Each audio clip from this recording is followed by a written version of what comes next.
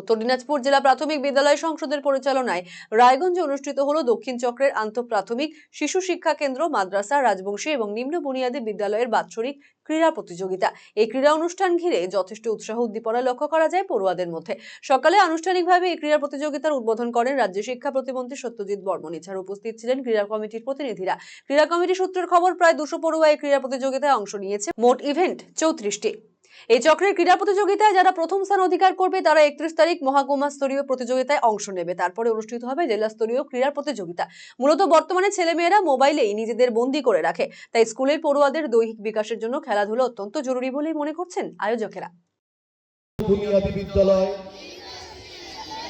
এবং শিশু শিক্ষা কেন্দ্র সমূহে 40তম বার্ষিক ক্রীড়া প্রতিযোগিতা। আজকে 40তম সার্কেল লেভেল ক্রীড়া প্রতিযোগিতা হচ্ছে। আমাদের মাননীয় মুখ্যমন্ত্রী মমতা বন্দ্যোপাধ্যায়ের অনুপ্রেরণায় আমাদের রাজ্য স্তরীয় যে ক্রীড়া প্রতিযোগিতা, সেখানে যে সমস্ত স্তরগুলো আছে, যেমন জিপি লেভেল হয়েছে আমাদের 27 তারিখ, আজকে আমাদের রায়গঞ্জ চক্রের চক্র লেভেল ক্রীড়া প্রতিযোগিতাটা হচ্ছে এই মাঠে।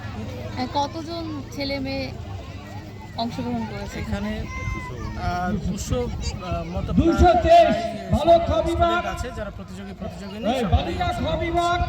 এবং এইখানে আপনার মানে junior primary school, junior basic, Rajbanshi, SSK এবং সিডাব্লিউএসএন বাচ্চারাও এখানে অংশগ্রহণ করছে। সাধারণে বর্তমান যে পরিস্থিতি, আজকের ছেলে মেয়ে সব এখন খেলাধুলা, কিন্তু সেটা খেলাধুলা করে মোবাইলে।